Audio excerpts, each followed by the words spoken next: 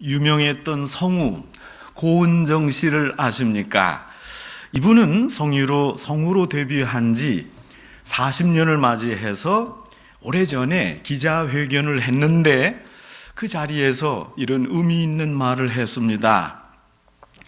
저는 좀 어린 나이에 갑작스럽게 뜬 스타였습니다. 오랜 방송 생활을 하다 보니까 주위에 나이가 들어서 늦게 뜬 스타들도 많이 만났습니다. 그런데 소위 이런 대기만성형의 스타들을 자세히 살펴보니까 제게는 없는 공통점이 있었습니다. 그분들은 하나같이 성숙했습니다. 저는 어린 나이에 데뷔하고 갑자기 스타가 되는 바람에 그저 천방지축, 제 잘난 맛에 살았습니다. 그런데 이제 와서 생각해 보니까 그토록 고생하고 노력하고 참고 기다려서 늦게 떴던 성숙한 스타들이 부러웠습니다. 저는 다시 태어나도 성우를 하겠지만 저 같은 소위 천재형 성우가 아니라 노력형으로 늦게 뜨는 성우가 되고 싶습니다. 여러분, 이 고은정 성우의 소감을 어떻게 생각하십니까? 인격이 성장하고 정신이 성숙해지기 위해서 많은 시간과 노력이 절대 필요합니다. 때에 따라서 수많은 시행착오를 겪어야 하고 이로 인해서 아픔을 느낄 때도 있습니다. 이런 경험들이 긍정적으로 축적되고 선하게 사용될 때 사람이 점차 성숙해집니다. 많은 경험을 통해서 더 큰 사람으로 조금씩 성숙해집니다. 수많은 실패와 또 끊임없는 연습과 훈련, 바로 이런 내용들이 우리를 성장시킵니다. 여러분, 신앙 성장도 이와 비슷합니다. 기독교 교육학에서 사람의 신앙이 어떻게 성장하는가 주의 깊게 다루고 연구합니다. 여러분, 신앙 성장에 관한 이론이 크게 두 가지입니다.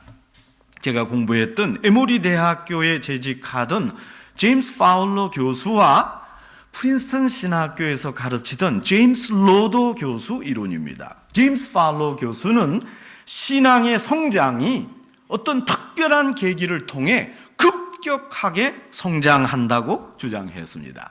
그러니까 우리의 신앙이 막대 그래프처럼 마치 어느 시간에 급격하게 성장한다는 것입니다. 그래서 인생의 주요 순간마다 신앙이 단계적으로 발달한다고 주장하고 이것을 기초로 신앙 발달 단계 이론을 만들었습니다. 이에 반해서 로더는 신앙이 꾸준히 그리고 착실히 성장한다고 주장하고 이것을 기본으로 전환 이론을 펼쳤습니다. 여러분, 신앙은 꾸준하게 계속적으로 성장하기 때문에 어느 누구도 자신의 노력을 아끼지 말아야 한다, 이렇게 주장합니다. 여러분, 신앙이 계단처럼 어느 순간에 급격하게 성장한다. 신앙이 점진적으로 순조롭게 발전한다. 여러분은 이 둘 중에 어느 게 더 맞다고 생각합니까? 저는 개인적으로 이렇게 생각합니다.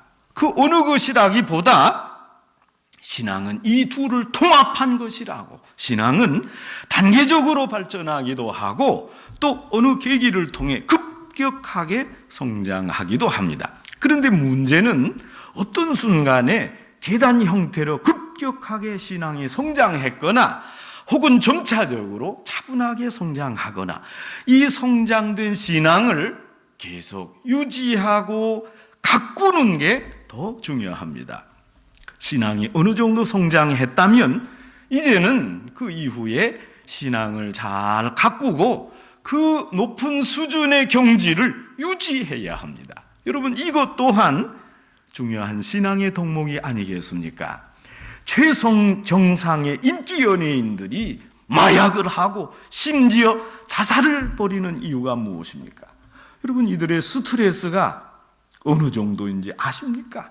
지금까지 노력해서 이만한 인기를 얻었습니다. 그런데 그 인기를 계속 유지하기가 쉽지 않습니다. 여러분, 어찌 보면 인기 가수가 되는 것보다 인기 가수가 된 이후에 그 인기를 유지하는 게 더 어렵기 때문입니다. 그래서 인기 유지하느라 연예인들의 스트레스가 많은 것입니다.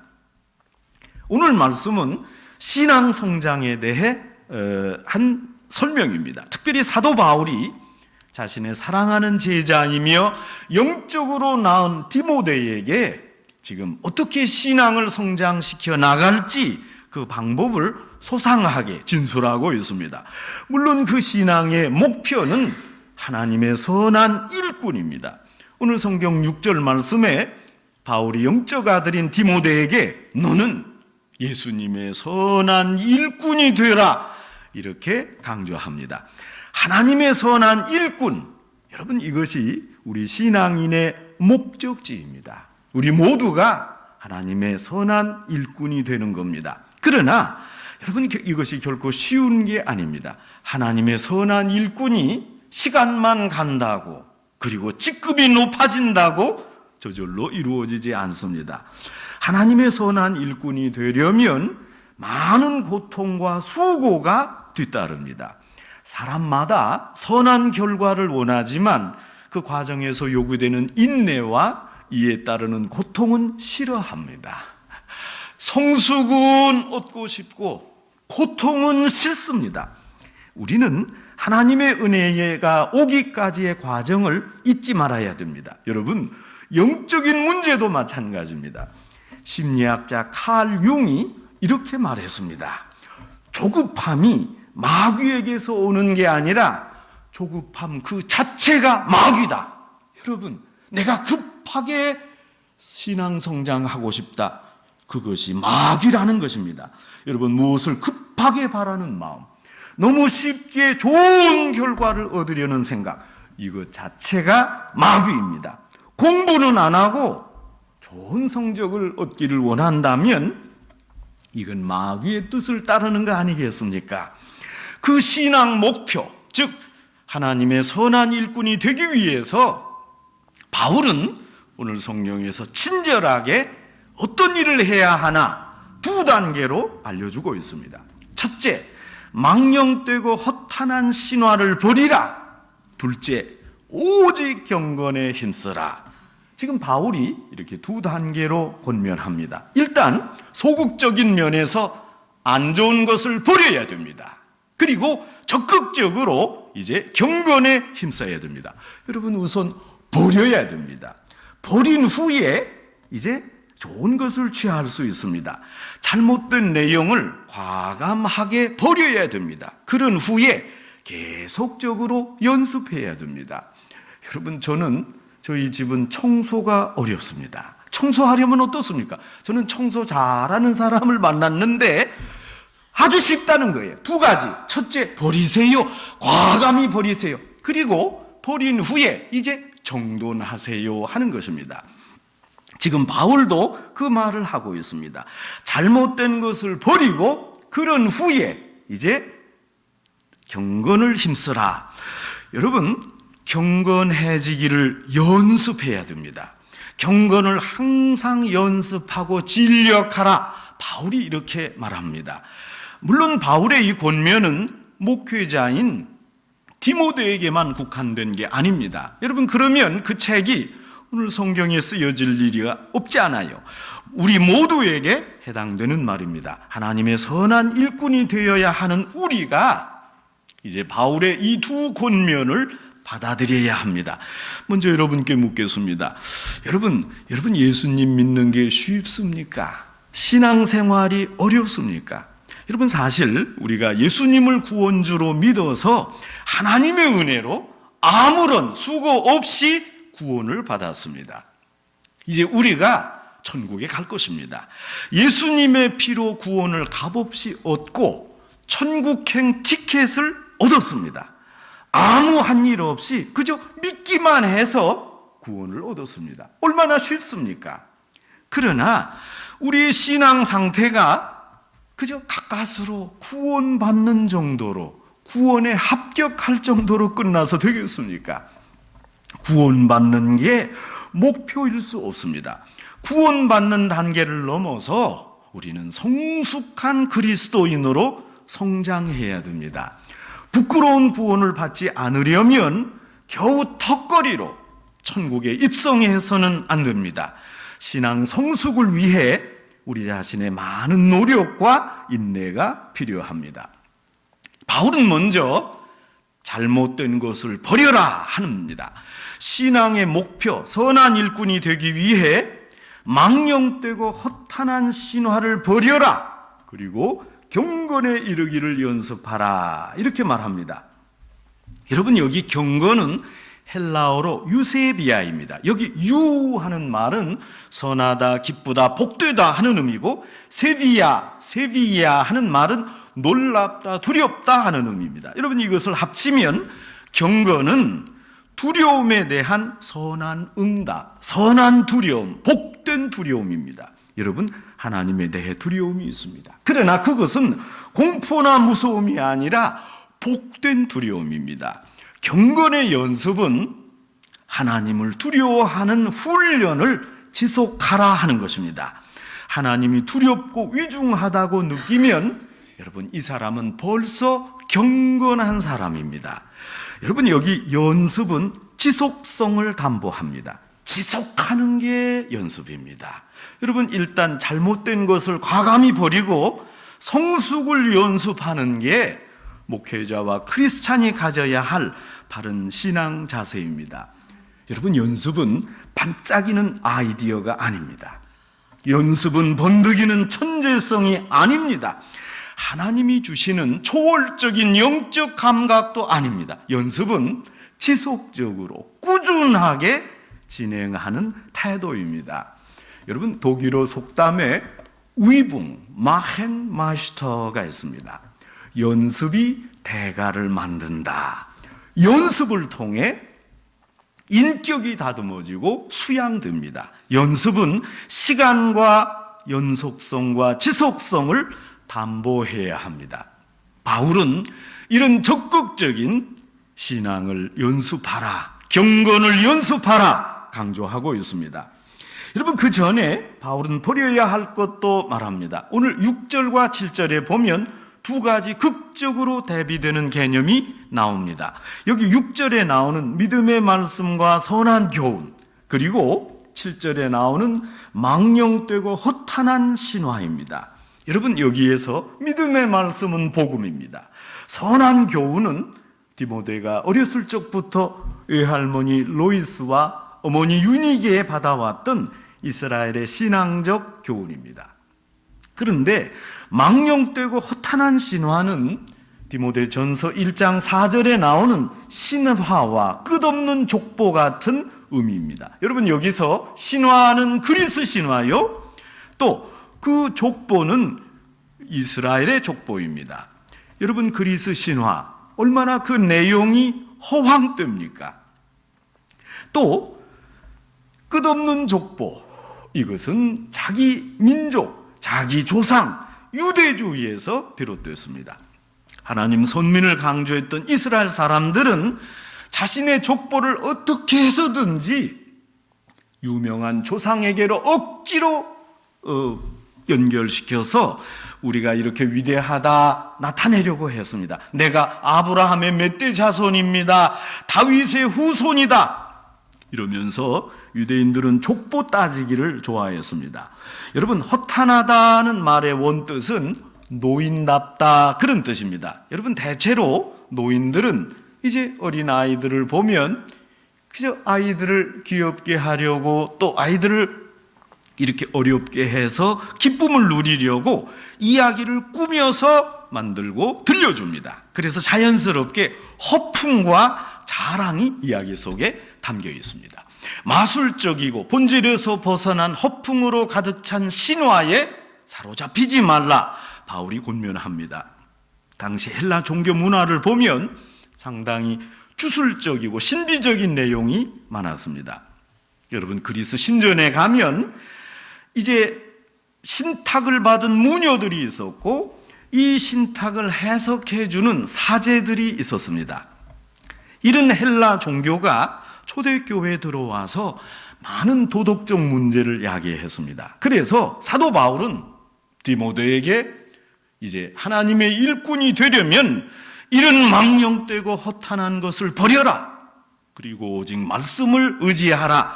강하게 교훈했습니다. 성도 여러분, 사실 오늘날도 많은 세속주의와 신비주의가 교회를 위협하고 있습니다.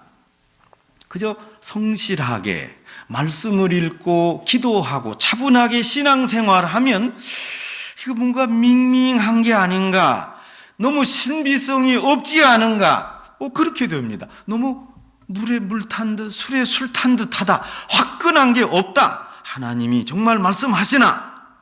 믿음의 말씀에 의지해서 경건의 훈련을 지속하는 게 재미없습니다. 그저 어디 가서 뭘 보고 가시적으로 보여지는 무엇인가를 얻으려고 주술적인 신비주의에 휩쓸릴 때가 있습니다. 그래서 유행에 따라서 기독교 복음이 변질되기도 합니다. 많은 시간과 인내가 필요한 경건의 훈련을 하기보다 그저 순간적 그리고 짧은 시간에 되는 기분에 맞추는 그런 경향으로 흐르기 쉽습니다. 성도 여러분, 신비주의는 기독교의 핵심 내용입니다. 신비성 없이 기독교가 성립되기 어렵습니다. 하나님이 육신을 입고 이 세상에 오셔서 성육신 하시고 예수님으로 탄생하셨습니다. 그리고 그 하나님, 예수님이 우리의 죄를 속량하시어 우리를 대신해서 십자가에 못 박혀 돌아가셨습니다. 그리고 부활하시고 승천하셨습니다. 여러분, 이 복음 내용을 이성으로 어떻게 설명할 수 있습니까? 복음은 인간의 이성을 뛰어넘는 인간의 논리와 머리로 이해되지 않는 신비입니다. 신비투성입니다. 십자가가 신비입니다. 병이 낫다, 방언의 은사를 받았다, 이런 작은 신비와는 비교할 수도 없는 신비 중의 신비요, 기적 중의 기적입니다. 이제 곧 우리가 성탄을 맞습니다. 하나님이 사람이 되셔서 이 땅에 오셨습니다. 이거 신비 아닙니까? 우리가 이 사실을 망각할 때 우리도 역시 허탄한 신화와 망령된 말에 붙들리기 쉽습니다. 사도 바울은 이런 허탄한 신화와 망령된 말에 빠지지 않기 위해 경건을 항상 연습하고 이를 위해 진력을 다하라 말씀합니다. 여러분, 특별히 사도 바울은 우리가 건강을 유지하기 위해서 신체를 단련하고 연습하는 것과 비교하면서 설명합니다. 건강을 위해서 운동하는 사람이나 혹 경기에 출전하는 여러분 선수들을 한번 보세요. 이들이 어찌 보면 매일 재미도 없고 지겨울 것 같은 그 훈련을 반복하고 연습하며 노력합니다. 저는 올림픽이나 이런 체전에 나오는 선수들을 볼 때마다 너무 장하다, 어떻게 저렇게 힘든 훈련을 저렇게 열심히 했나, 힘든 과정을 거친 후에 단단한 몸과 노련한 실력이 만들어지고야 경기에 임할 수 있습니다. 바울은 여러분 이것이 약간의 유익이 있다고 말씀합니다. 왜냐하면 그 다음의 유익이 훨씬 더 크기 때문입니다. 우리가 신앙적으로 연습하고 노력하고 힘써서 얻는 유익에 비하면 이건 아무것도 아니기 때문입니다. 우리가 경건 생활에 힘써서 충실하고 성숙한 신앙생활을 지속하면 세상에서 화평을 누릴 뿐만 아니라 내 생에도 영생을 누리게 됩니다. 육체의 단련은 현세에서 건강하게 하는 유익이 있지만 경건을 연습하면 이 세상뿐 아니라 영원한 저 세상에서의 축복과 약속이 보장되어 있기 때문에 그렇습니다. 여러분, 어디에 더 비중을 두고 노력해야 되겠습니까? 성도 여러분, 10년을 하루같이 20년을 하루같이 꾸준히 신앙의 경력을 쌓아갑시다. 오직 훈련함으로 높은 수준에 도달합니다. 이게 결코 쉽지 않습니다. 하나님이 이스라엘 백성을 가나안으로 인도할 때 가나안에서 광야에서 40년간 방황하게 하셨습니다. 40년간 훈련시키셨습니다. 여러분, 우리도 계속 훈련하지 않으면 그리스도에 대한 사랑이 식어집니다.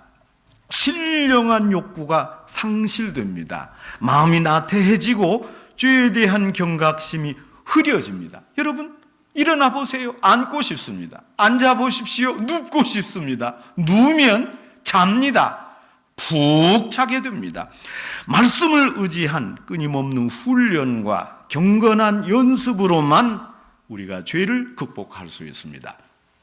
바울은 오늘 성경을 통해 신앙의 목표와 방법을 함께 교훈하고 있습니다. 목표는 그리스도의 선한 일꾼입니다.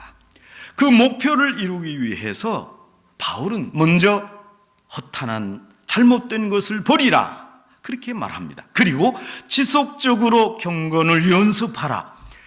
허탄한 일을 버리고 꾸준히 경건을 연습해서 하나님을 위해 또 여러분 자신을 위해 미래 준비하며 충성하는 선한 일꾼이 되시기를 주님의 이름으로 축원합니다.